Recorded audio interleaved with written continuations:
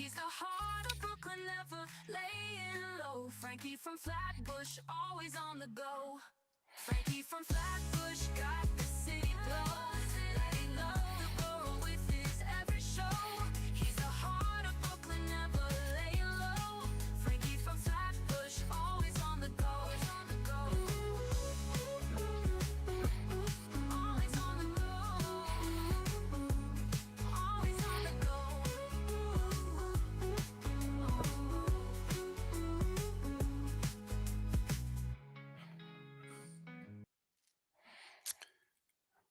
All right, enough of the music. Let me know if you can hear me okay in the microphone. Testing, testing, testing. Let me check. Testing on the microphone. Let me know in the chat if you can hear me. So many problems in this world have to do with technology. Let me just check one here. System sound. Testing, testing, testing, testing, testing. Let me know if you can hear me now. Let me know in the chat if you can hear me now. Let me know in the chat if you can hear me okay. Oops. Let me know if you can hear me in the chat. Audio 100%. All right. I got a little message that it had to reconnect. So we may have some problems. As folks know, we're on our backup equipment still today. So hopefully this dang thing can hold up for another game. Phil Adams is here, even though it's late in Great Britain. It's late over there. It's 11:30 or so p.m. For old Phil Adams, but it's 6:33 p.m. here on the east coast of America. And we got the marquee matchup of the weekend coming up. Bills, Ravens. What we just witnessed was the Eagles defeating the LA Rams. So the feel-good story of the Los Angeles Rams has come to an end. Sean McVay, Matthew Stafford, Jared Verse, and the boys took an L in Philly, and now the Dirty Birds from Philly are going to move on to the next round against your Washington Commanders. But first, we got to get through this game. Ravens, Bills for the right. Whatever team wins this ball game has the right to lose to the Kansas Swifty Chiefs. So that'll be exciting. Because one of these two teams, these two powerhouse teams, the Buffalo Bills, the Baltimore Ravens, one of them will be eventually become the losers to the Kansas Swifty Chiefs. So that's exciting. And this game, of course, is taking place in Buffalo. They got some pregame festivities going on. The stadium is dark. They got some fireworks going off and so forth and so on. So I don't know when exactly the game's going to kick off, but should be within minutes, and we're here to follow it. Let's see who all's in chat. We got Todd. Good to see you, Todd. Hope all's okay on the farm with all the Aminels. Gerbo Photius is here. Gerbo is here. Phil Adams, of course. It's late in the UK, but he wants to know what's going to go on with these Buffalo Bills and the Baltimore Ravens. Flight right 49 49 is here. What's up, flight right 49? Good to see you. Infrared Jets is here. Good to see Infrared in the house. And that logo you see in the top left, courtesy of Infrared. So thank you to Mr. Infrared for creating that one. So we got some pregame talking going on. We got the Tony Romo, we got the Jim Nance. The only Jet news of the day, of course, as we discussed yesterday and this morning, the news came out. We completed our last head coaching interview, the first round ones, with Mr. Witt, Joe Witt Jr., the defensive coordinator of the Commanders. We got him all interviewed today, so that takes care of that. I would anticipate that this evening or perhaps tomorrow morning we will get the news about the who has made it to the second round of interviews for the GMs. That's what I would anticipate for your New York Jets. But you never know what Woody and the crew are going to do, but that's seemingly the way it might go. We've now interviewed everybody on our lists who who wanted to be interviewed. Some people declined us. Some people declined us without them being reported. Others were reported, and then it was reported that they declined. So, but everybody that we had on our list that was reported out by reporters as and accepted the invite to interview has been interviewed, both for GMs and for your head coach. So that's all done. You wonder if they're going to take time off tomorrow or they're going to get to work. Tomorrow's a holiday, of course, Martin Luther King Day, but that doesn't mean the 33rd team and the crew can't work on a holiday. I mean, we got important work to do, boys. You know, but they might, I guess, take a holiday, take a little break, get back at it on Tuesday. I don't know. So either way, we should be getting some news soon about that sort of thing. So we'll keep our eye on that. And of course, in this game, I would say that as Jet fans, we should probably be rooting. I mean, you can root for whatever you want, but I think most fans would root for the Lamar Jacksons, the Baltimore Ravens, to beat the Buffalo Bills. I would think, but I don't know. What do you guys think? Are you guys all rooting for the Baltimore Ravens? I would think that we are, the most of us, so that way our division rival goes down and let Lamar Jackson lose to the Kansas Swifty Chiefs. As we all know, that's going to happen next week. Harlan Abraham is here. Good to see Harlan. But yeah, that's where we're at now. That's where we're at now. No major news. Uh, Snoquan Barkley went for 200 yards. How bad do the Giant fans feel when they see Snoquan Barkley lighting it up for 200 yards and the Eagles winning and going to the championship game, and they chose Daniel Jones over Snoquan Barkley? You got to wonder about that. I mean, the owner, John Mara, has got to be sick to his stomach watching this go on. And meanwhile, he decides not to fire the GM and not to fire the coach, even though we saw in Hard Knocks, he goes to the GM and says, if we lose Barkley to the Eagles, I'm going to be sick to my stomach. Well, they did lose him to the Eagles. He puts up an all-time season, one of the best ever. They go to the playoffs, of course, and now he's running for 200 yards in the playoffs, and now they're in the NFC Championship game. And very likely, well, that's going to be an interesting game, but very, very well could go to the Super Bowl with Snoquan Barkley leading the way. A very tough outcome for the Giants because, after all, they thought Daniel Jones, they made a bet that Daniel Jones was going to be the guy. He was going to be the franchise quarterback. He was going to be the one that they needed to take them all the way. And he didn't even make it through the season on the team. He wound up with the Minnesota Vikings when it was all said and done. So they chose a guy that they then released before the season was even over. So that's all very, very bad for the New York Giants, and that's supposed to be a model franchise over there. How come Mr. Player Lover Sala and Mr. Super GM Douglas couldn't get Becton to play guard? Well, we could have, but we didn't need him to play guard. We needed a tackle, first of all. And he wanted to play tackle. He's supposed to be a tackle. He got humbled by, I mean, don't forget, he played pretty well for us. He only missed one game that last season.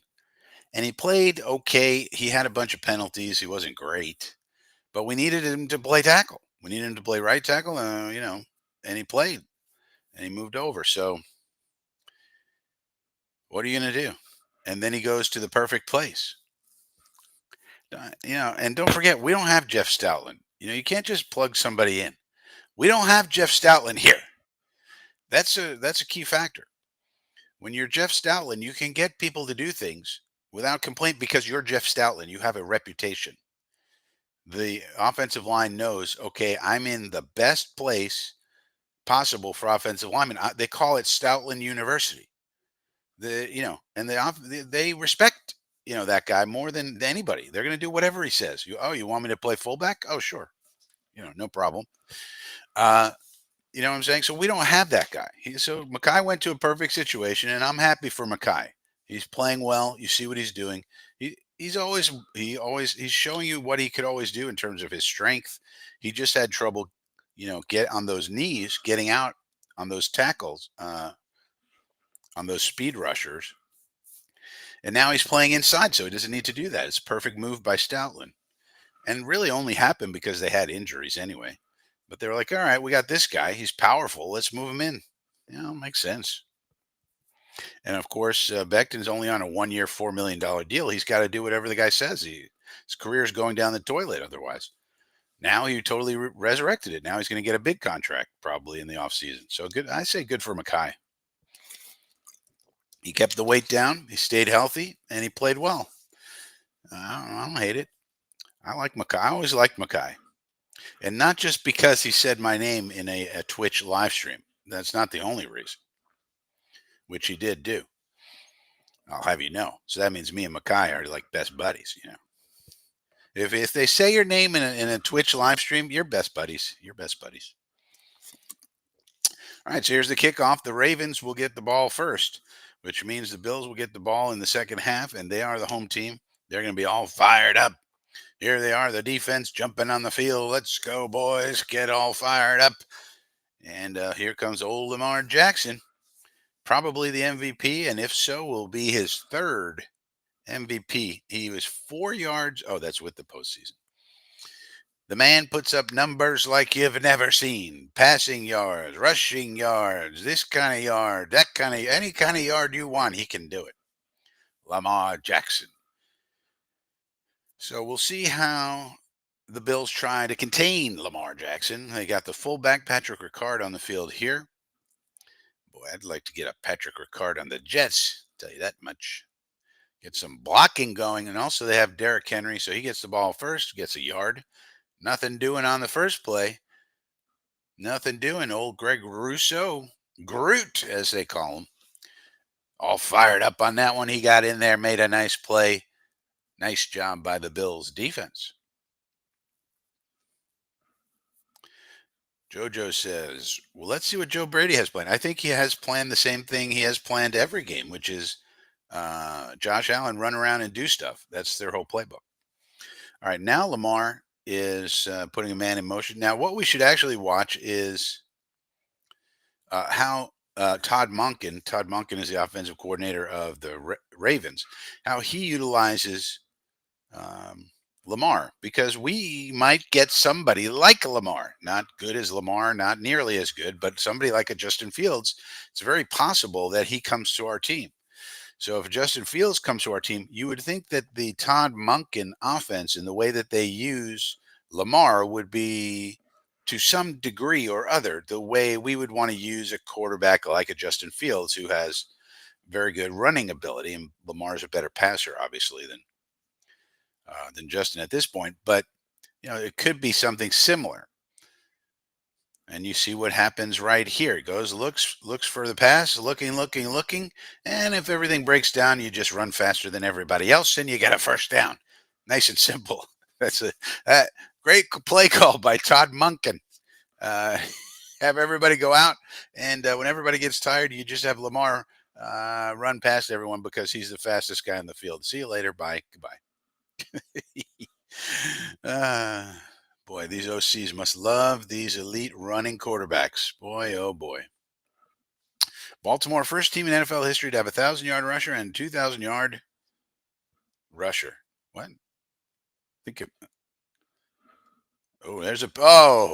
how could you drop it, King Henry? What are you doing? Not the greatest pass in the world, but you should have caught it. Come on, King Henry.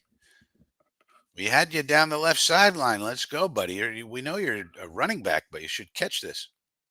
mean, come on, you got to catch that, buddy. Not the best pass in the world, but still very catchable. And then if he catches it, it's probably a touchdown. So there's a missed opportunity right there for Baltimore. Snow in the air in Buffalo. What's new? It is January, and they are playing in Buffalo. They do the old Statue of Liberty play, and now they throw it downfield to a guy who can catch, Isaiah Likely. Yeah. The catch is very likely when you throw it to him. That's how it works with number 80. Now, that was a cool play. Like, let's put that in our playbook. Whoever our offensive coordinator is going to be, we don't even know yet. It's sort of a Statue of Liberty play, but it's just an RPO, triple RPO here, and with a little bootleg, and he just flips it out. Nice. Whatever they give you, you take it. I kind of, if you think about the triple option offenses out there, I mean, it's nice because whatever they give you, you just take it. You just got to have a high football IQ like Lamar does, and just whatever they give you, you just take that, and you don't worry about it. You don't really stress. Oh, they're giving me the pass. We'll take that. Give me the run. Take that. This is a weird running play for 2 yards. They push him back. So Buffalo's gotten gouged here on the first drive.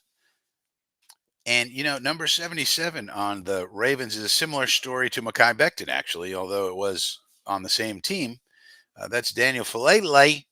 He came into the league as a tackle. They moved him into guard, and now they're getting great usage out of him there. He wasn't doing too well out at tackle. He's an enormous human being, but they put him into guard, no problem. Now you're seeing these big guards in the NFL, and it's no problem, because they're strong, you know. But maybe their foot quickness isn't good enough to play tackle, but they could probably play inside. Here's another pass to Isaiah Likely. Now it's going to be 3rd and short. We'll have to see how the weather conditions affect the kicking game here moving forward, because these weather conditions are not ideal for the kicking game. So Lamar now back to pass again. Looking, throws over the middle. He's got the Batman, Rashad Bateman. Send up the bat signal for a touchdown. The Batman with 6 on the board. So the first drive of the game, they go right down McDermott's throat. And they say, take that, McDermott. And they get a touchdown. And that's important. They didn't stall out and have to kick a field goal. When you're playing the Buffalo Josh Allens, you cannot settle for field goals. You've got to get touchdowns. So they accomplished that. Now on comes Justin Tucker for the extra puente. And down and good. Curled a little bit, but he's got it. So 7-0 Baltimore. That's what we like to see. Let's keep Buffalo down. LOL, Bills fan already crying. What Bills fan? Oh, they showed in the stands. Well, don't forget when it's cold, sometimes those are cold tears. When it's that cold, sometimes your eyes start tearing up. Gerbo, I remember when some dumb Jet fans don't know what they're looking at suggested Beckham to move to guard. Of course, the Jets knew better. Well, you can always move a tackle to guard, but of course we didn't have the need at guard. We needed him to play tackle, and he played pretty well at tackle for us. Pretty well. He had too many penalties and gave up a few too many sacks.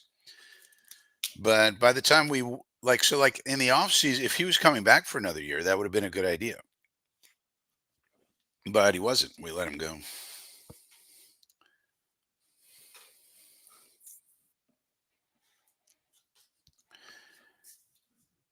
There was a Bills fan on TV crying, LOL. Yeah, I think it was the cold. I don't think they're crying over a 1 touchdown score. It's a little early for crying over the score, Gerbo. It's probably the freezing temperatures. I think they said the wind chill is going to be below 0, if I'm not mistaken. So, and now those Buffalo fans are used to it, but at the same time, it's a little extreme. A little extreme. So we'll see how it goes. But overall, I'm happy for Mekhi. I'm happy for Braden Mann. I'm not one of these people who holds it against players who leave here and does well and they do well. I like to see people do well, especially if they're good. Same thing with Sam Darnold. All these people who are ex Jets, it doesn't bug me that they do well.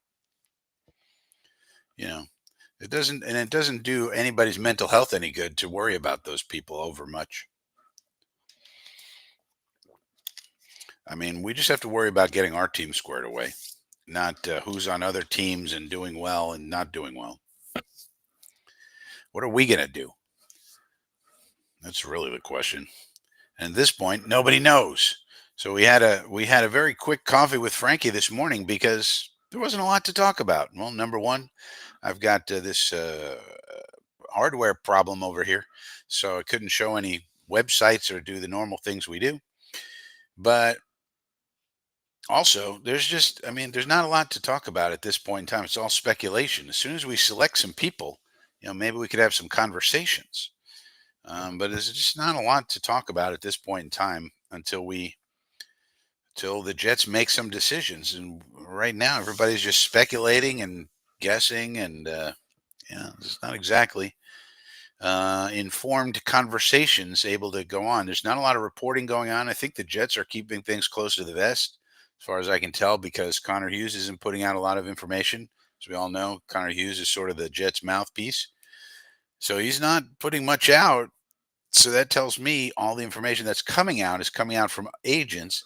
And then, of course, all those agents have agendas and incentives and things of that nature. So you can never trust that necessarily. So Alan Dode says interviews forever. Well, the interviews are over, Alan. They be over. We got them all done. Got them all done.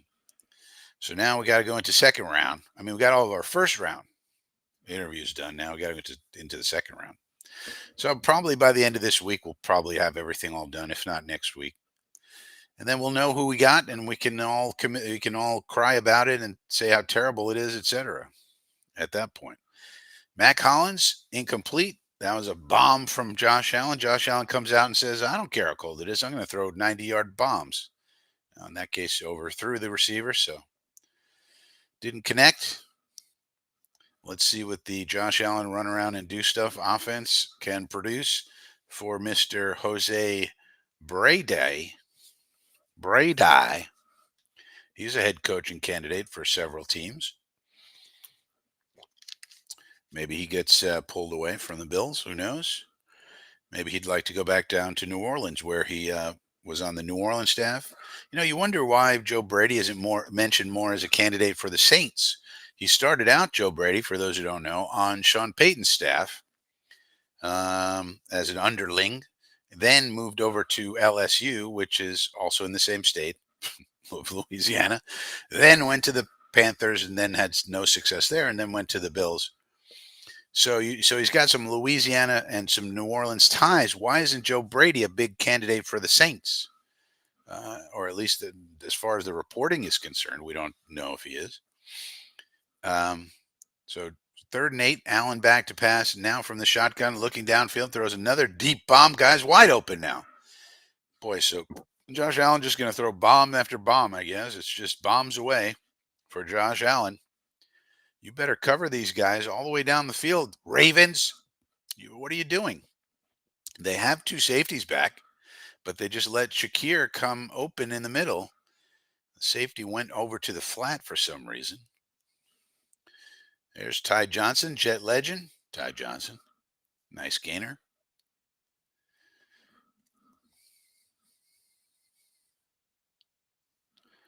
Yeah, Mike White. Yeah, I don't know how you have any hate against Mike White. Mike White gave us everything he had, man. He gave us everything he had. I will never hate Mike White. I will never hate Ty Johnson either. Shoot, man, I don't even hate Josh Allen. I mean, I don't like when he beats us, but I don't hate the guy. It's rare time under center for Allen. Usually likes to play out of the shotgun for the most part. And they do a running play for once. James Cook is like, "Can I get a play? Mr. Brady, can I get into the game, or does it have to be all Josh Allen? I mean, I'm pretty good too. Can I get a run once in a while?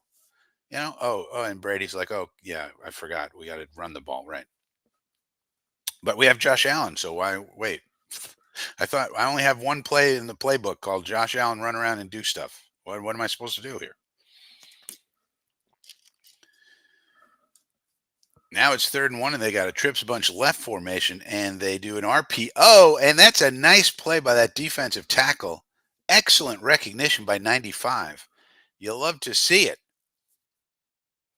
Robinson. I don't even know who that is, but that's a good play by 95. Why?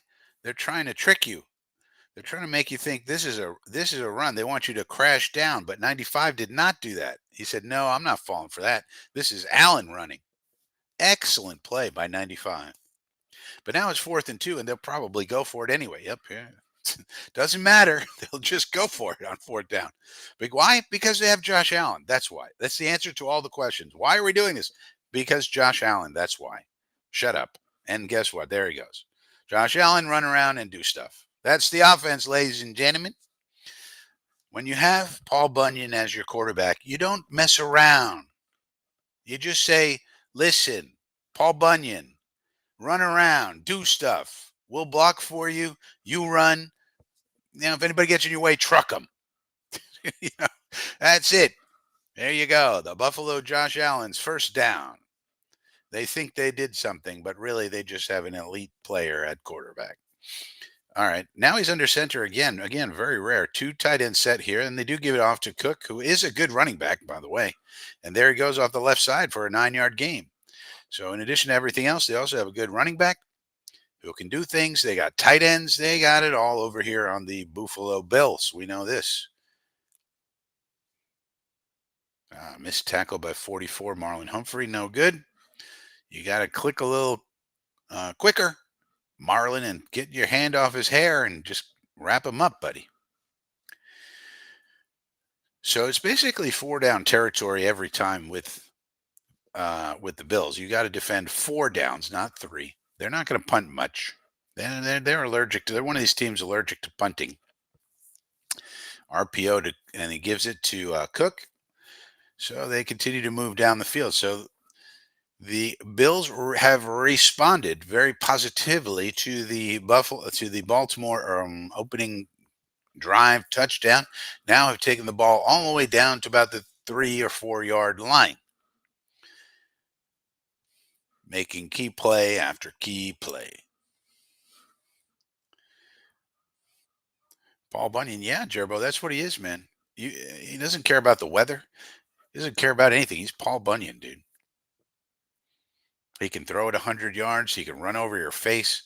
He's faster than you. He's bigger than you, stronger than you, has a stronger arm than you. And then in his spare time, he goes and cuts down trees, does a little logging, you know. Why not? Manly man stuff, you know. Probably builds like log homes out in the forest, builds a few log homes for people. Hey, you need a house? I'll build you a nice log home right in the middle of the forest. Oh, okay. Yeah. Sounds good. We've got to live in Buffalo? Yeah. Well, something going on here. Matt Collins doesn't know what he's doing, but it doesn't matter. They'll just give the ball to, I guess who is that? Oh, Isaiah Davis, their other running back. Yeah, let him get the ball. Not Isaiah Davis. What's his name? Davis. Ray Davis. One of these Davis boys. All right, so it looks like we're going to have a tie ball game. Might have another barn burner here. We saw one last night. Then we had a little bit more of a defensive struggle with the Eagle game, but they started scoring late. And so this game here might be another barn burner. Let's see which defense can stand up first. Might be the question. And so I think what you're seeing here as the extra point is bueno. What you're seeing here, 2 of the MVP candidates leading their teams down the field, no problem against good, solid defenses. But these 2 quarterbacks are just really good. So might be a battle for the ages. Lamar versus Joshua. Ray Davis from the Kinks. Yeah, log cabins for the homeless. I mean, if you were homeless, would you like a log cabin? I mean, it's low utility costs. You gotta run your own water from the local stream.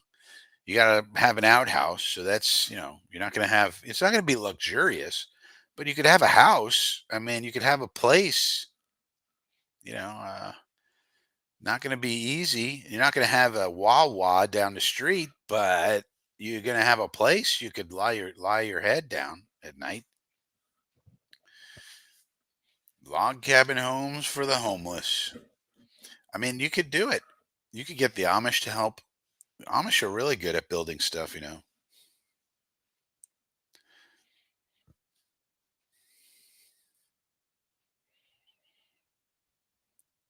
What are these commercials? Anyways, so we got a 7-7 ball game. This might be the heavyweight bout. I'm going to check every so often to see if there's breaking news about the Jets or anything else significant to the Jets or anything. So let's see. Let's see. Bears quarterback Caleb Williams undergoes minor wrist surgery. All right. So Caleb Williams, minor wrist surgery. Sam Cosmi ACL tear, no bueno. Doesn't look like anything major in terms of breaking news. So I guess the Jets will probably wait till tomorrow. I would hope they're working tomorrow, not taking the day off, and at least lining up these second interviews and letting us know what they are. Nothing from the Jet beat writers here. Doo-doo. Now, nothing from the national writers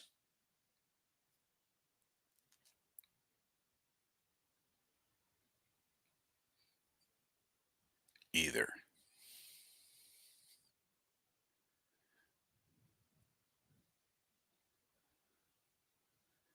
So, yeah, they're just talking about the previous games. No, doesn't seem like any breaking news at all. So we'll just have to see. All right. So now the Buffalo people are going to kick off to the Baltimoreans, and Sims makes a play on it, and he's running it out to gets popped around the 27-yard line.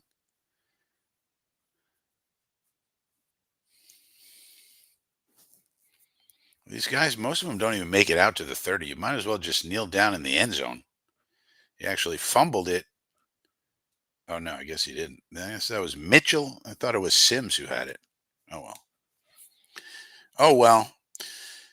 But now Lamar back to work. So back and forth between these two heavyweight champions, these MVP candidates, Joshua Allen and Lamar Jacksonian.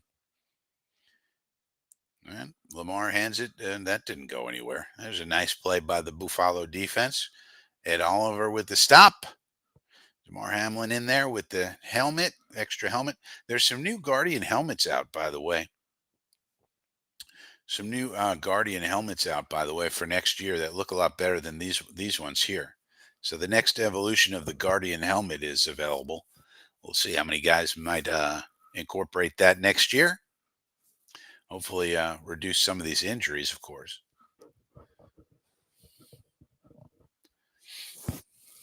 Yeah, no Wawa, Jerbo. No Wawa, no Buckies.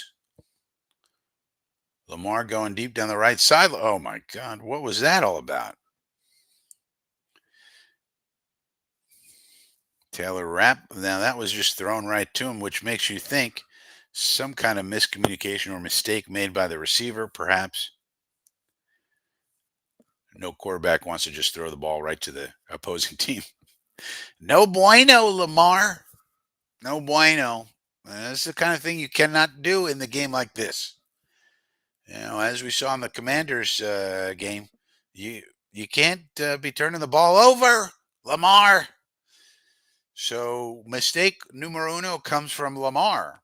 Let's see if Josh Allen can play a mistake for a game. If you remember, Josh Allen came into the league and he was really good, but his main problem then was accuracy. He was not accurate, but still a good player. Then he fixed his year 3, fixed his accuracy problems, and had a really nice year. But he was still turning the ball over too much. He would throw too many interceptions and fumble the ball. Well, now he's not turning the ball over at all. At least this year, he's not. And so he's really got that all figured out, and that's why he's really the MVP candidate he is. But let's see if some of those bugaboos come back in this game. Same thing with Lamar. Lamar used to turn the ball over a little bit too much, and but this year not much at all. But now here we are in the playoff game, and Lamar throws a bad interception. So we'll see. We'll see. They should name it the Tua. Well, they're not going to name it that. That's for sure. Although Tua should definitely probably wear one of those, I guess.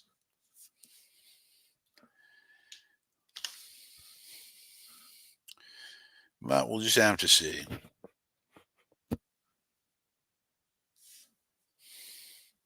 Well, we're not going to get any this. Well, what we're going to get next, JoJo, is the list of second interviews. And the second interviews, of course, will be in person, so they're going to take a little bit longer. The first interviews, most of them were just Zoom calls for an hour or however long it took. That you could do a couple of those in a day, two or sometimes three.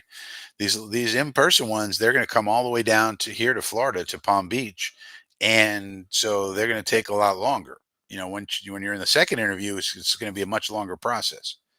So it's not going to be a simple thing, but hopefully we get the list of who all is in, and that will tell you who's also out.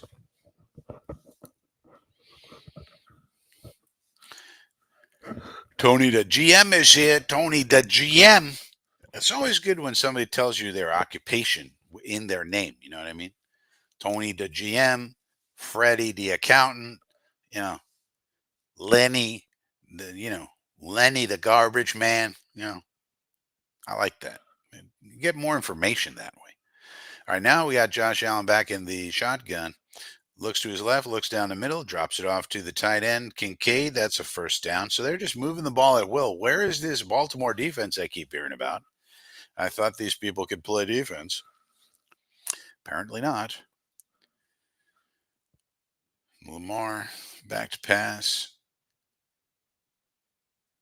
Yeah, I don't know. That's a weird one. You got to really wonder about that. Somebody made a mistake on that, obviously. Might have been Lamar, might have been the receiver. We don't know. We'd have to ask Todd Monken, and he probably wouldn't tell us. Now they got a full backfield here. That's an interesting alignment. Again, another nice play by 95. He's reading plays very well. He's doing a good job. How about the rest of you bums? Let's get some more people making plays on this defense. How about 95 is doing his part, reading very well. Now it's 2nd and 12. 2:42 and counting in the first quarter. 7-7. Snow is falling in Buffalo. We know that the weather's not going to affect Paul Bunyan, a.k.a. Josh Allen. We know that much. 2nd and 12. We get a little bit of a pass rush, but he drops it off to Curtis Samuel. Never trust a man with two first names. Samuel Curtis, Curtis Samuel. He's got it. 3rd down and short now.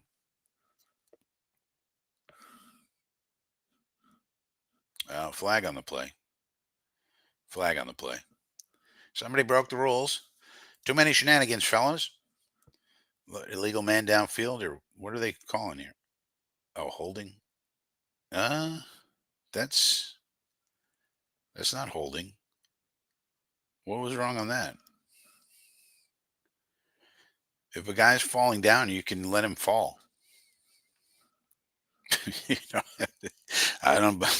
So that's good for us. They knocked him back 10 yards, but I don't think that was a penalty. There's too many of these dang penalties anyway. Anyway, oh, now here's an offsides penalty on the defense.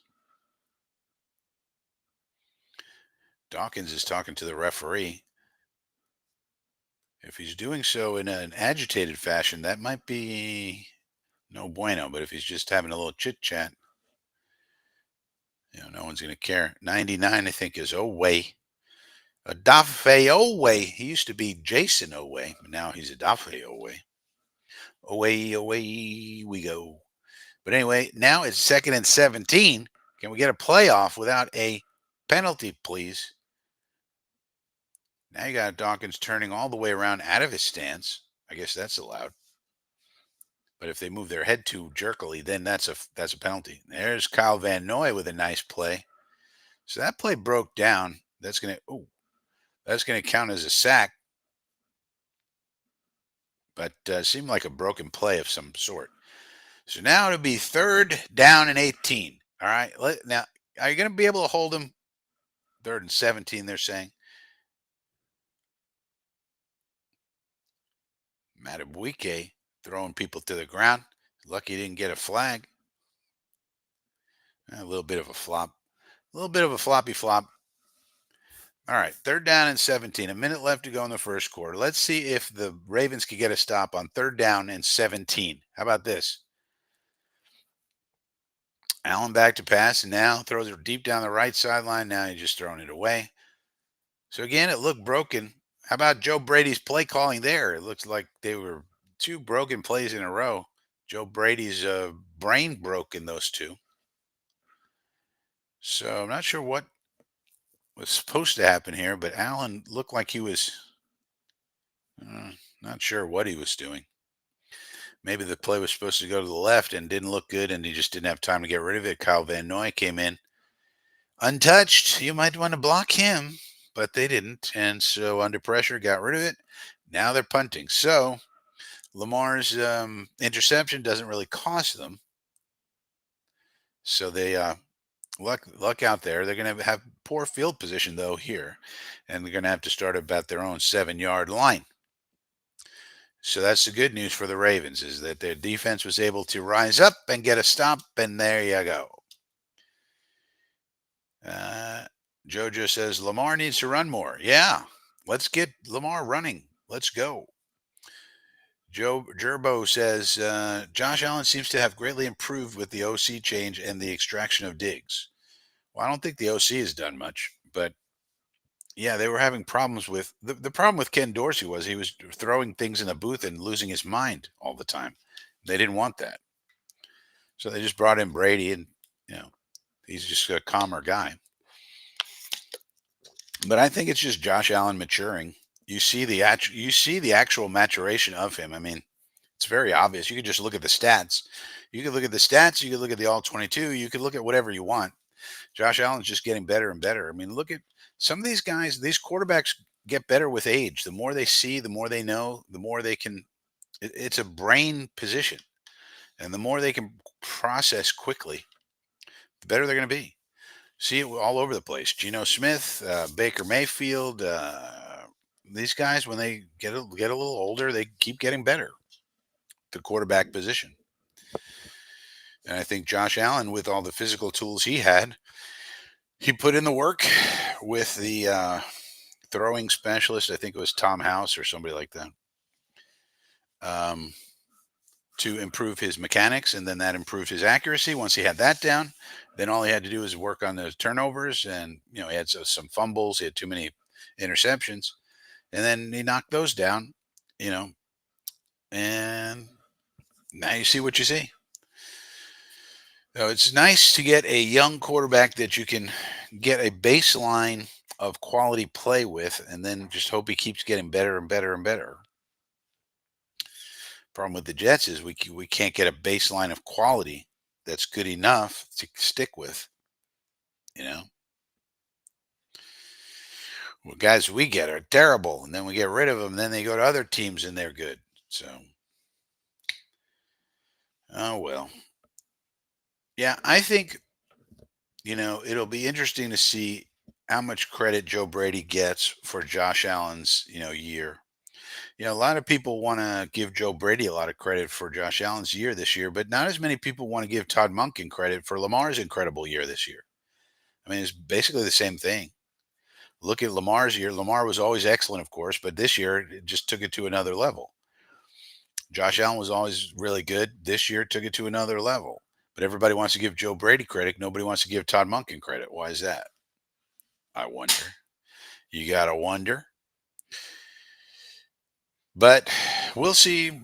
Maybe somebody will overcredit Joe Brady and give him a head coaching job he doesn't deserve, like maybe the Saints. That'd be good because then that would block one of the teams interested in Aaron Glenn. And there goes Derrick Henry for a 10-yard run. There you go. Let's get King Henry going. I mean, you got King Henry here, one of the top backs in the league. Let's get him rolling. Got Patrick Ricard on a block. Look at that fullback block. Is there anything more beautiful than a fullback blocking? I don't think so, man. Let's get a fullback who can put somebody's face in the dirt. How about that? I'm not talking about no Nick Bawden. Let's get a Patrick Ricard.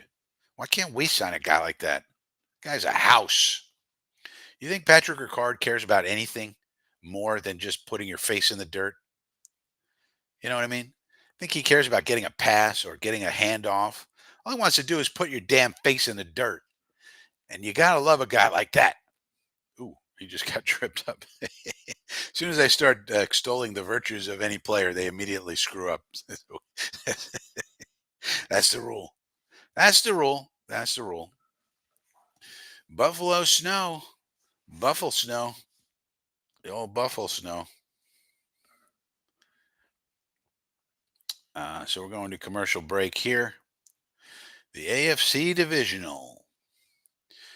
The winner of this game will have the privilege and honor of losing to the Kansas Swifty Chiefs next week. So good luck to the winner of this ball game, trying to beat the Chiefs and the refs and the NFL and the broadcasters and everybody else.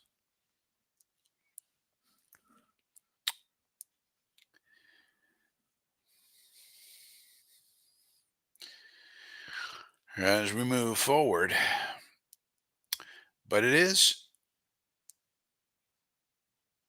What if let's put this idea out there? Let's put this idea out there. What about like a positive? Let's think positively about Woody. How about that?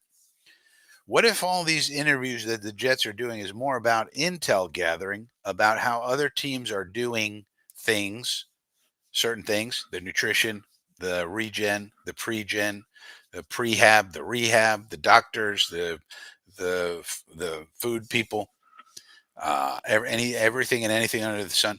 Maybe Woody's trying to gather as much intelligence from other teams as he can, and that's why we have a long list of both the HC and the GM jobs. Let me get as many people in here to talk to us. Maybe we'll get some ideas of how we can improve. What do you think the odds of that are? What do you think the odds of that are? That could be something that's going on, and that could be a way to look at our process in a positive manner. What about that? What about that?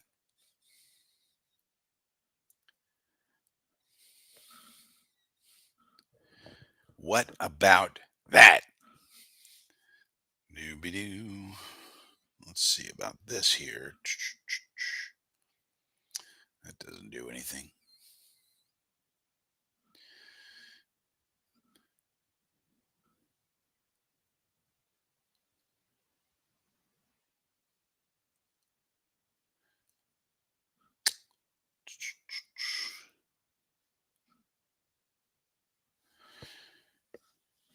Is Woody that football smart? Well, this is the thing, Phil. Like, we kind of have to think that he has at least some common sense, right? If we think Woody's just this nincompoop who is just totally out of it or just like some Scrooge McDuck caricature person, then why are we even Jet fans? Because it's never going to change. You know what I mean?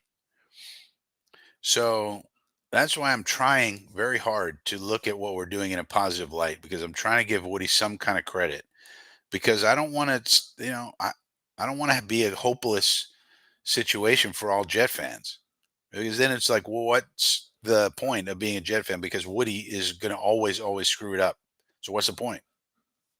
I mean, we're just like we're rooting for the Washington Generals at that point. The team that the Harlem Globetrotters always used to play. The Washington Generals were never going to win. Like they were never like they were. That was the whole point. Was the Harlem Globetrotters would win in entertaining fashion over the Washington Generals, right? I think that's what they were called. Right? They were never. It was not in the script for them to ever win against the Harlem Globetrotters, right? I mean, because if Woody's just this bumbling idiot, there goes Lamar right there. Try to get him down. Very difficult to do. 15-yard gain, first down, Baltimore, Lamar ends. Nice job, LJ. Um, so that's what I'm trying to get at is like if Woody's just this bumbling nincompoop who can't do anything and is just completely clueless and is just he's got a confederacy of dunces running this team, then what hope is there for us? Why even be a fan of the team then? So I'm trying to come up with some ways to continue having enthusiasm for this organization. And if you just say, oh, that's not good.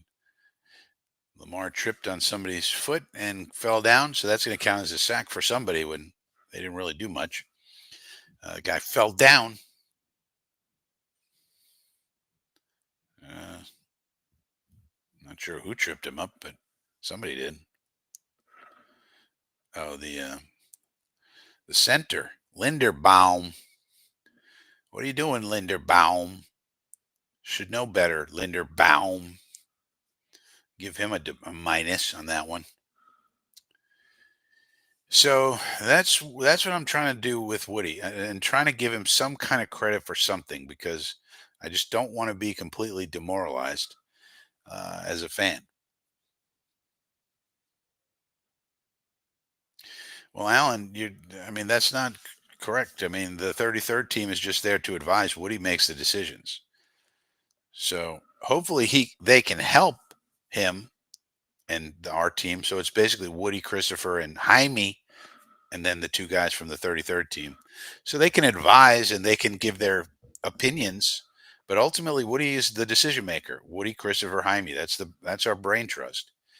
So I'm going to try to have hope. If I think that Woody's a complete nincompoop and idiot, then it's going to be a hopeless situation. There's a pass to who is that? I don't even know who that is. But another first down. So the Baltimore Ravens are moving the ball really well so far. But for the interception, they might have some more points on the board. So, in other words, the weather certainly has not affected Baltimore one bit. It does not seem. So they're unaffected by this Buffalo weather, seemingly so far. But they only have 7 points so far. But they're moving the ball down the now. 11:23 left with in the first quarter. Oh, and Andrews drops it. So that's unusual for Mark Andrews with the dropsies. Woody has to not get in the way, Alan Dode says. Yeah, but it's his team, dude. Like, yeah, don't get in the way, Woody. But it's his team. So what is he gonna do? That's what I'm thinking. Like, I hope he's learned from this episode when he did all this stuff with the Money Men and Rogers and all the things that he did from the Rogers acquisition on when he started stripping JD of power and so forth. You have to hope he learned from that he does need to stay out of the way. Oh boy. Turnovers, turnovers, turnovers. You can't be doing these kind of things, Lamar.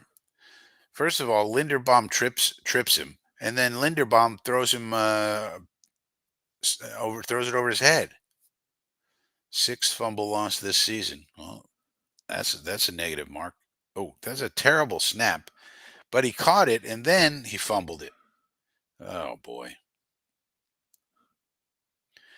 Not a good sequence for Linderbaum, but also Lamar got to be more uh, better with ball security. I mean, that's a terrible snap, but you had it. Now you just got to run. Why did you drop the ball? Crazy. And of course, Von Miller picks it up, and Von Miller, I guess, is feeling healthy now over those knee problems. So now you give the ball back to Paul Bunyan and the Blue Oxes, and here they go. They start with Ty Johnson for 4 yards. They got a three-headed monster in the backfield. They got James Cook as the lead guy. Then they got Ty. Then they got Ray Davis. They got it all. But now the Bills are in good position to score. Second turnover by the Ravens. You can't win a lot of playoff games turning the ball over. We'll find out really quickly, Alan says. Yeah. And if it turns out badly, Alan, there's going to be a real problem with the fan base, I think. I think the fan base is on the edge. And if he doesn't figure this out, you know, this cycle, there's going to be a lot of fans dropping off, I think. They're going to be like, "Okay, we'll see you later. I'm going to go do something else with my with my life." The stadium's going to be empty, the ratings are going to go down, the merch sales, all that. Team valuation might drop even, which would be unusual, but so we'll see. We'll see. I mean, I think a lot of the fans are on the edge. That's what I think.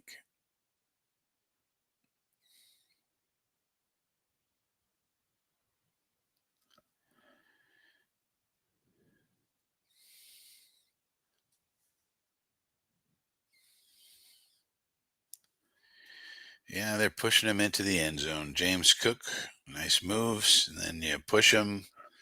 The old push play. Everybody get all the strong people together to push away. Becomes a rugby scrum. This is something they could do away with if they wanted to do away with both the tush push and any kind of play like this, and say this is more of a rugby play. They could just say you can't push anybody. No runner pushing allowed. Yeah, because I don't really love these push plays in general, whether it's the tush push or any kind of pushing. It's more of a rugby play, in my opinion. So the Bills take advantage of this turnover this time and punch it in. So now they go up. So two turnovers, one cost them, one did not. And Buffalo, turning the ball over on the road against an elite opponent with Paul Bunyan as your quarterback is not a formula for winning. So John Harbaugh, I think, should be held accountable. I think he should be fired.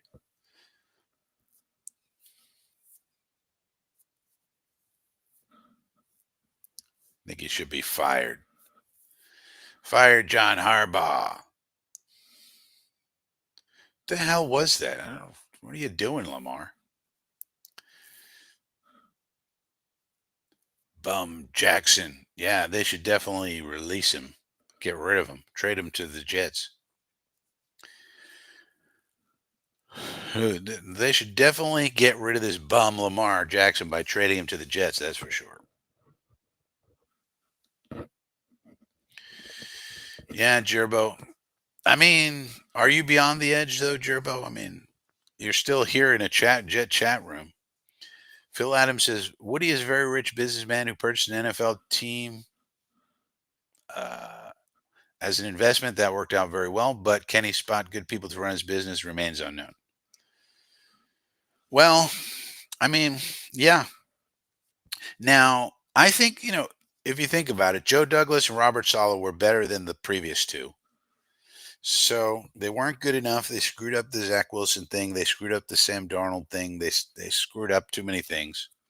And then Woody got impatient and made a lot of bad decisions when they thought they had a shot at Rodgers, and Rodgers was the window. Da da da da da da.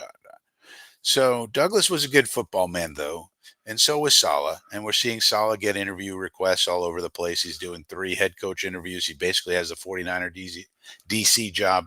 So he's a good football man. Probably wasn't good enough to be our head coach because it takes a special kind of person for that. But then, okay, so that was an improvement over the last two. Then maybe now we can get an improvement over these two. Let's hope so. And I think one of the untold stories is why Joe Douglas chose Zach Wilson. Some people think that the owner Woody wanted Zach because of Jet Blue and all that, but we don't know that for a fact because if it was totally Douglas's decision, then Woody could have gone to Joe and said, "Look, you guys made this decision with Zach. I mean, you made your own bed." And here I am trying to rescue you with getting Aaron Rodgers, letting and paying that salary. Um, but we don't know. Maybe Woody forced that on him, and then that's a whole different thing. Yeah, Gerbo, let's fire. I think Harbaugh should be fired, and then we can hire him, and then they should trade Lamar. That bum, he stinks. Let's get him on this team. That's how we can solve all our problems.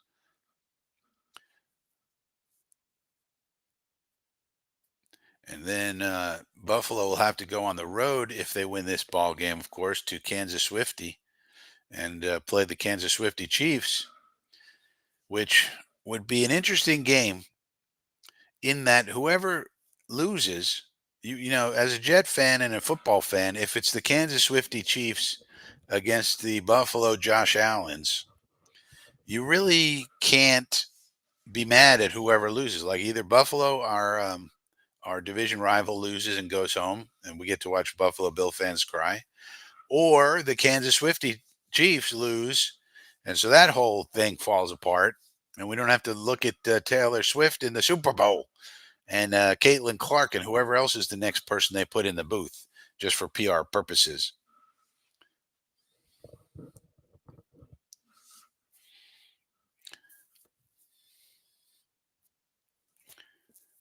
Jerbo says, I just want to see competency and competitiveness. It's a tough thing, man, because there goes Lamar for an 11-yard game. I mean, look at a team like the Chicago Bears, right? Oh, there's a fight breaking out now. Things are getting chippy. Things are getting a little chipply. A little chipply. Um, Look at a team like the Chicago Bears. They've been looking for a quarterback for 100 years, man. Since Sid freaking Luckman. For 100 years they're looking for a quarterback. Um, it's hard. Certain teams just got lucky. Kansas City Chiefs were a terrible franchise. Terrible until they got Reed and Mahomes. I mean, the Buffalo Bills, for example, had a 17-year playoff drought. You guys understand? We're at 14. The Bills, before the Josh Allen era, had a 17-year drought, 3 years longer than us, because they couldn't find the quarterback, to get it done. So these things happen. And now the Bills and Chiefs, for example, are, two of the model franchises. Well, they have the quarterbacks, and then you build around that, you know. The Ravens pretty much have been good ever since they moved to Baltimore for the most part, except I guess for the early years. But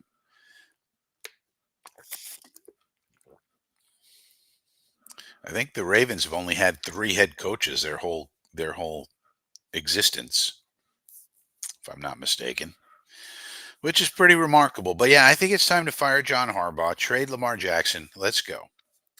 Break up the Ravens. They stink because turning the ball over in the snow in Buffalo.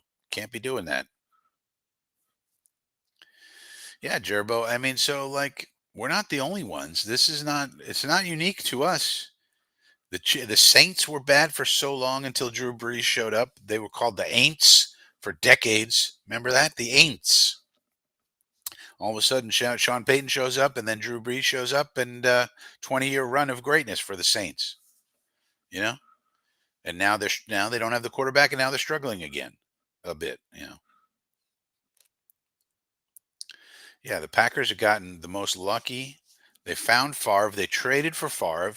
He was no sure thing. They traded for him after a year in the league. He was drafted by the Falcons. Jerry Glanville didn't like him personally, but the GM drafted him. So they trade him after the first year. They get lucky with him.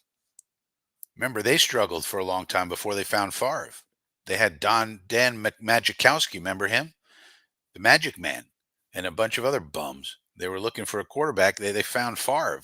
He was no short thing, but lucked out with him. And then they drafted Rod. We all know the story after that. And they got lucky with Rodgers. Rodgers was no short thing. I mean, small school. Not a big prospect coming out. He had a late growth spurt, all that kind of thing. He had that weird throwing motion coming out of Cal with Jeff Tedford. Everybody's like, what the hell's going on with that? Dropped in the draft, of course, as we all know, and then had to, sat and learn for 3 years. And then sort of the same thing with Jordan Love. Jordan Love, first round pick, toolsy, but came into camp and wasn't very good. And people were like, what the hell's this? And by the time he was ready to go, he was ready to go. Yeah, they got lucky 3 times in a row, believe it or not. Now Lamar throwing deep down the field, and he's got somebody. He's got the Batman again. Rashad Bateman. How about that for a dart? Rashad the Batman Bateman. He's saying, I don't need Robin. Check this out. Kapow. Kelly Kapowski right to the 2-yard line. Nice catch by the Batman. They put out the bat signal again for a big gainer. So this has been really this has been a story of offenses here, and then the turnovers by the Ravens. Bills have been better in terms of that, but now the Ravens again knocking on the door. They got all the big people. They got Derrick Henry. They're going to try to knock it in, and that's not working. So now they're going to have second and some things are getting chippy. Things are getting chippy. Somebody going to get a flag thrown. People are getting knocked down on the ground. A lot of big people who seem to be very angry at each other. That usually doesn't end well. Rousseau and Stanley and official went down. You knocked down a ref. That's not good. Phillips and Stanley. Yeah, getting chippy here. Getting chippy. People are getting chippy. They're not going to run it. They're going to throw. That's a hold. They're not going to call that holding. What the hell's going on with these holding calls? And some of these holding calls are just obvious, and they don't call them. I don't understand it. Cal isn't a small school. Yeah, but Butte Community College is. He went to what was it, Pleasant Valley High School or something. Then he had to go to Butte Community College. Remember that? Then he went to Cal. Yeah, Cal's a big school, of course. That's what I was thinking about. Flight right. I was thinking about Butte Community College at that time. Not exactly a powerhouse. But yeah, then by then he started growing and started, oh boy, almost another turnover for the Ravens. Amazing. 4th and goal.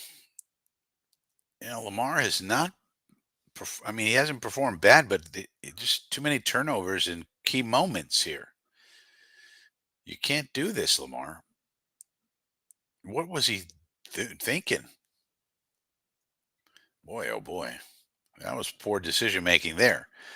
So Lamar in this game has been high variance, I would say, is a way to put it. High variance performance. Some amazing plays, some incredible plays, and then some what the fuck are you doing, Lamar? So they kick a field goal, 14-10. I don't know, man. They're letting the Bills have too much here. Now Josh Allen's going to get the ball again. The defense has not shown that they can stop Lamar, or stop Josh. So I don't know. In every customer survey the NFL sees, the fans want the refs more involved. Yeah, man. Phil Adams says, my only college game was at Cal. Beautiful stadium. Well, why were you over there, Phil? I got a little blurriness going on here. Let's see if we can take care of this. It seems that the hardware is holding up okay, so that's a good thing. We at least got that going on.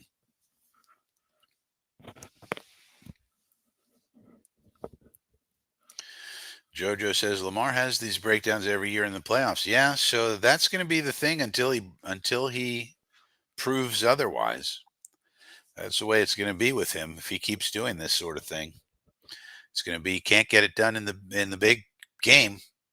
And I think the Ravens should say enough with this Lamar Jackson. We don't have time to have playoff breakdown Lamar. We need to get rid of him. We need to trade him. We need to put him on the Jets. We need to get him out of here. He stinks. Let's fire Harbaugh. Let's trade Lamar. This is we got to start all over. This guy, he has playoff. He got the playoff yips. He got the yippies, and we don't want him here no more. It's sort of like the Steelers with Tomlin. The Steeler fans want to get rid of Tomlin. As Jet fans, we would be celebrating Mike Tomlin. Would trade anything they want for Mike Tomlin. Would trade you Sauce Gardner, Brees Hall, and 3 first-round picks for Mike Tomlin. But the Steeler fans want to get rid of Mike Tomlin.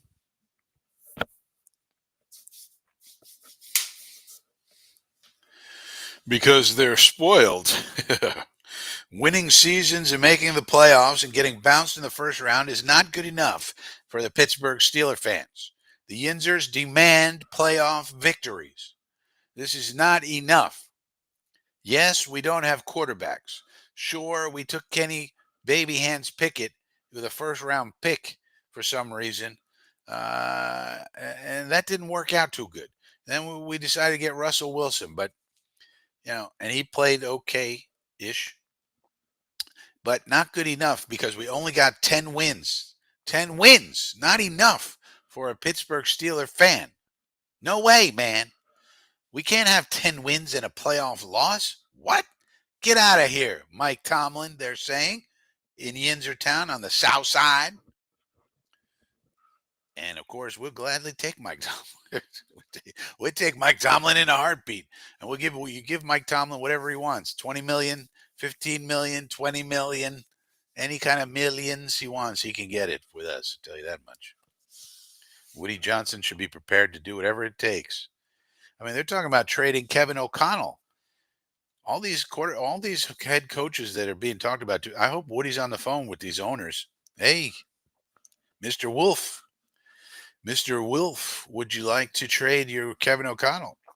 He's going to want too much money, Mr. Wolf. He's going to want too much money, and you might as well trade him now while you can get something. Otherwise, if he goes next year without a new contract and he goes into free agency, you're going to lose him for nothing. You might as well trade him right now. He's going to want $20 million. You can't afford $20 million, Mr. Wolf. And we'll do it because we got no idea what we're doing. So we'll take Kevin O'Connell. He knows what he's doing. And then the fans will have a lot of hope and faith and belief that we could do something. I'll tell you that much. Boy, this Raven defense is not holding up very well. Whether it's Ray Davis, Ty Johnson, Josh Allen, James Cook, they're just gouging them left, right, and center. I was told this defense was good. What happened? Fire Harbaugh. Let's fire everybody. Fire Harbaugh. Fire Tomlin. Let's get these guys see what they can do. Yeah, sometimes you need a change. Sometimes you need a change, fellas. Kevin O'Connell, he's going to want too much money. Mr. Vikings owner, Mr. Wilf, I'm sorry. He's going to want $20 million. He's the quarterback whisperer. Somebody's down. That's a concussion, it looks like. He's going to want $20 million. You don't want to pay $20 million for a head coach. Just make Josh McCown your head coach. Or better yet, Brian Flores. You already got him on the staff. Flores you could get for 10 probably. Why pay 20 when you can pay 10? No problem. No problem. Leon Hess would be on the phone like he did with Parcells. Yeah, let's hope Woody's on the phone. I mean, it was reported that there was another team other than the Bears that was on the phone with the Steelers trying to gauge interest in a trade for Tomlin. That team was not named, but it could be us. It could be us, JoJo. Why not? We love the Pittsburgh Steelers. The Jets and the Steelers, we love taking Pittsburgh guys or any kind of Pennsylvania people, Penn State, University of Pittsburgh. For those who don't know, the University of Pittsburgh and the Steelers share a facility on the south side of Pittsburgh. And they also share the stadium, which is now called Acrisure Stadium. Used to be called Heinz Field. That's the field that University of Pittsburgh also uses. But, you know, we should be calling all these people. I mean, Kevin O'Connell's a real one. Like, he has 1 year left in his deal. He wants to make top of the market money. The Wilfs probably don't want to pay that. You might as well then trade him because he's got a year left on his deal now. You could trade him now, get something for him. If he doesn't agree to a deal, if he thinks his value is 20 and you want to pay 10, you're never going to get there. So why not trade him? Get something of value. And then, of course, Woody would give him a $20 million extension for a lifetime contract or whatever. So because we need some hope over here. We need some hope and dreams. We got to sell some hope. We need some ticket sales. We need people. People are canceling their season tickets, man.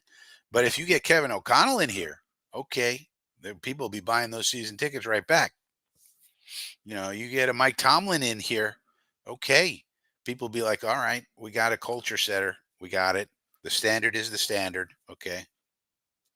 The standard is the standard. It's not, might be the standard, sometimes the standard. Today is the standard is going to be different than tomorrow. No, the standard is the standard. MFers. So, that's what we need. So I don't know. Some of these things kind of make sense to me. I mean, if Tomlin, what are you going to do with Tomlin? You're going to go through another year of having 10 wins, getting bounced in the playoffs, and you're going to be in the same position next year? You might as well trade a guy and get some assets on your team and start over with a new voice. Maybe you need an offensive minded coach there in Pittsburgh. Try that out. Hire Josh McCown or Joe Brady or whoever. Matt Nagy, Arthur Smith. Just promote Arthur Smith. There you go. A perfect situation.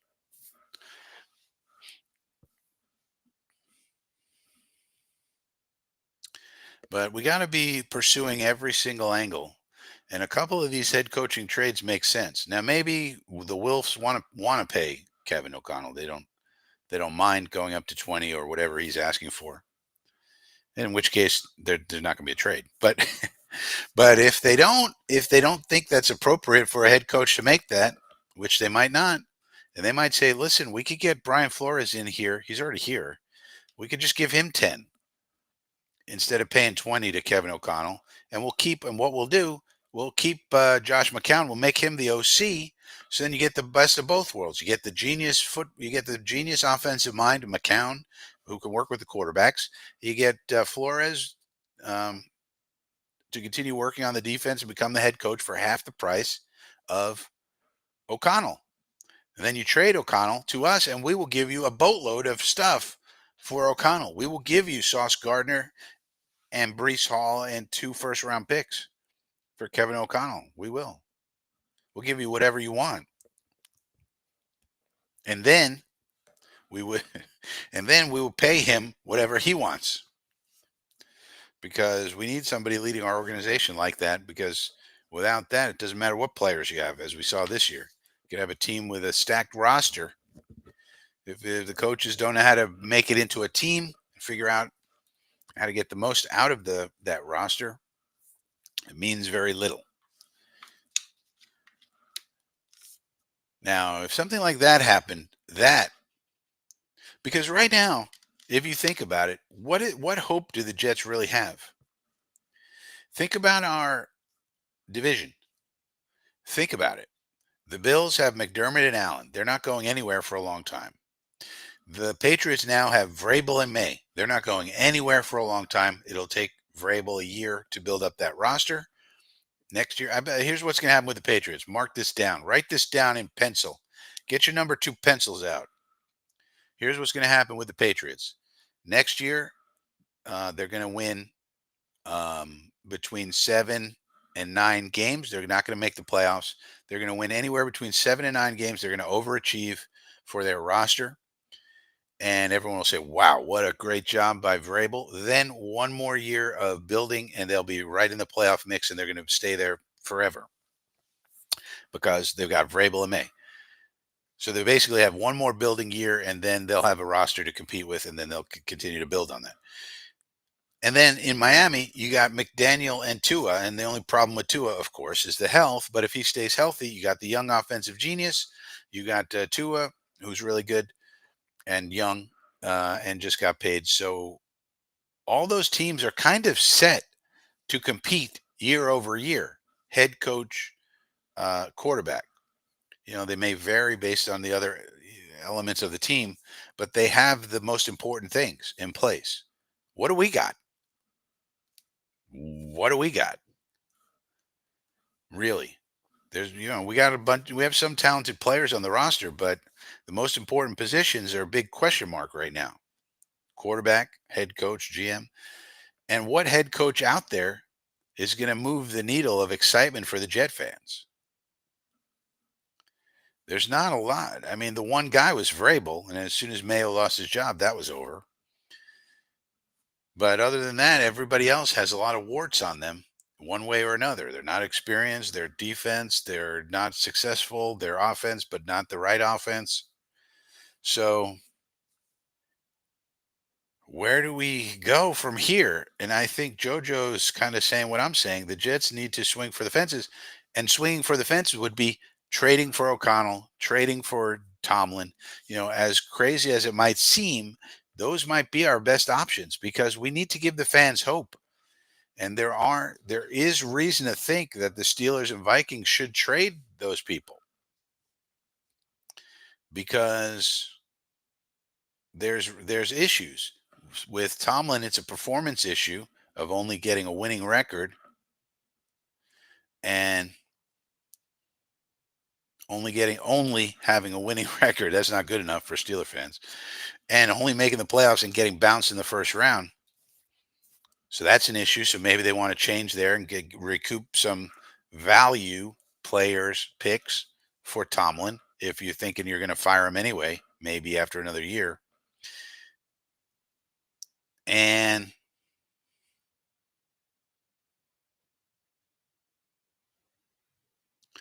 with O'Connell, it's about money. So O'Connell's contract is up after next year, and he wants to renegotiate at the top of the market, as he should, because he's had so much success. So maybe the Wilfs don't want to pay that market value. They think that's not appropriate for the head coach. We want to pay less. And if that's the case, then they should trade him again and get what you can for him. You're not going to pay him anyway. Why are you going to go through a season with him and then lose him for nothing? Flight Right says, and those teams will not trade their coaches. Well, it's unlikely, Flight Right, but I'm just walking you through the reasons why they might want to consider it. We don't want to close any doors, and sort of like narrow thinking is really not to anyone's benefit. You want to explore all the possibilities, and if you're Woody, that just means making phone calls and seeing what you can find out. Maybe they're open to it, maybe they're not. We got to find out. The Bills now 22 seconds remaining in this half. The clock is ticking. They have timeouts. Why are they not taking their time? Oh, they are taking a timeout there. So 3rd down and 2. They're going to get probably another touchdown here, and they're going to go up 21-10 with Baltimore having turned the ball over twice and one resulting in a touchdown. You just cannot turn the ball over to Josh Allen and the Bills. It's just not something you can do. They're just too good. They're too good, too good. Very difficult to lose the turnover battle and beat Josh Allen, the Paul Bunyan of football players. Paul Bunyan and his Blue Oxen brothers, otherwise known as the Buffalo Bills. Leading with your helmet is also not a good idea, Mr. Humphrey. That might get you kicked out of a ball game. At some point, they got to teach these guys to get their helmet. Stop leading with their helmet. I think these guys continue to do it. All right, Allen now in the shotgun. We got 2 running backs in, 20 seconds remaining, 3rd down and 2. But of course, it's just Josh Allen run around and do stuff offense, so he runs around and scores a touchdown. Joe Brady's a genius. He did the Josh Allen run around and do stuff play. Oh, What a surprise. That's genius out of Joe Brady. What a genius he was. But now you're down by 11 points going into the halftime, Lamar and Harbaugh. Same thing with Harbaugh. Maybe the Baltimoreans are sick and tired of this Lamar Jackson Harbaugh thing. Maybe they want to trade Harbaugh. I mean, it's time. These people are there too long. Harbaugh, Tomlin, O'Connell. It's time to think about trades, people. It's time. Why are you going to let these people go to the market, or you're going to fire them anyway and get nothing for them? You could get so much from us. You could get a haul. We would give you just about anything you want for these people, but they're not good enough for your fan base. Look at this. Josh Allen's just killing you. He's dragging defensive linemen into the end zone. He's dragging defensive linemen into the end zone with him. I mean, if this guy isn't Paul Bunyan, I don't know who is. Yeah, there's not too many quarterbacks going to drag D linemen into the end zone with him. But this guy does. 21-10, Buffalo on pace to score over 40 points. They're going to receive the second half kickoff, and Baltimore is underperforming in the playoffs once again. I'm telling you, man, these Ravens, these Steelers, these Vikings, these underperforming teams in the playoffs, we got to get rid of the coaches. Not good enough. Not good enough. But good enough for us. Let's get rid of these people. Telling you, these fan base is not going to be happy. You think the Raven fan base is happy right now? The Ravens, they're supposed to go to the Super Bowl this year. This is the year. Lamar was the MVP. Look at the stats. Look what he did. He's elite. And, now they're down by 11 points with 9 seconds to go in the first half. This is not the way it was supposed to go for the Lamar Jacksonians. I'll tell you that much. All right. See you, Phil Adams. The Raven fans are called the Ravens flock.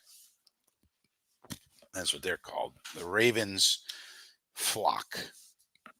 The flock. So this has to be a very disappointing first half, but the game's not over. Plenty of football left to be played here. But it's not looking good for the Ravens. All right, so I think what I'll do now, it's halftime. So I think I'll take a bio break, and as I do, I'll leave you with some music to listen to. Let's see if we can get this thing to work.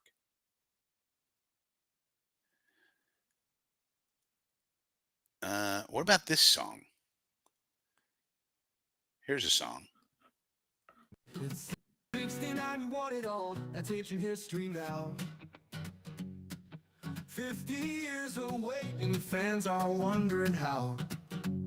Joe Namath made a promise, delivered us a ring. But since that magic moment, we can't seem to do a thing. Oh, Gang Green, why do you break my heart? Each season's a fresh start. We say this year is different, but fall apart. Rough busts and broken quarterbacks, a never-ending tale. Mark Sanchez hit a lineman's rear, our team became a fail. The butt fumble lives forever, in infamy we dwell. When things look bright and hopeful, that's when our team falls and fails. Oh, Gang Green, why do you break my heart? Each season's a fresh start. We say this year is different, but fall apart. Oh, Gang Green, why do you break my heart? Each season's a fresh start. We say this year is different, but fall apart. Patriots own our division, 2 decades of dismay. While Brady ruled New England, we just faded away. We build our hopes up every spring, when schedules first appear. By October, we're all saying maybe next year. Jets, Jets, Jets, Jets. What does that spell? Disappoint me. Final footnotes. So here we stand still cheering, though logic says we're wrong. Our loyalty's unbreakable, though suffering's lifelong. Some call it mass delusion, this faith that never dies. But we're New York Jets, faithful till we make it back to high. Oh, gang green, why do we still believe? 'Cause hope springs eternal, for the team that makes us grieve.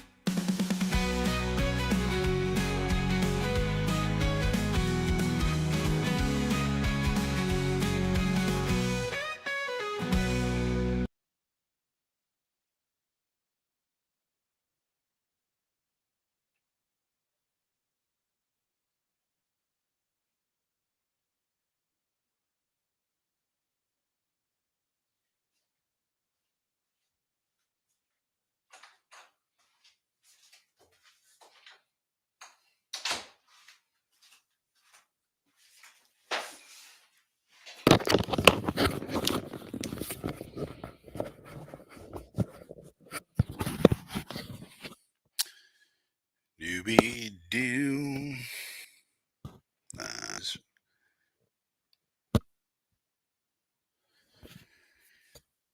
Do do. Maybe I'll have a little bit of Eagle Rare in honor of the Eagles' win earlier. Yeah, exactly.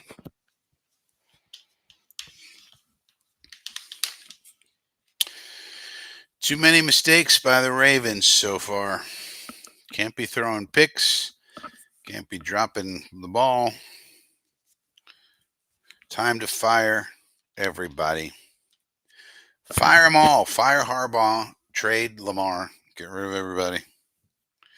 Get rid of everyone.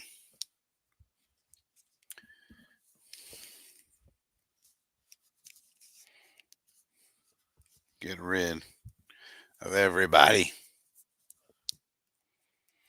This stupid thing doesn't want to.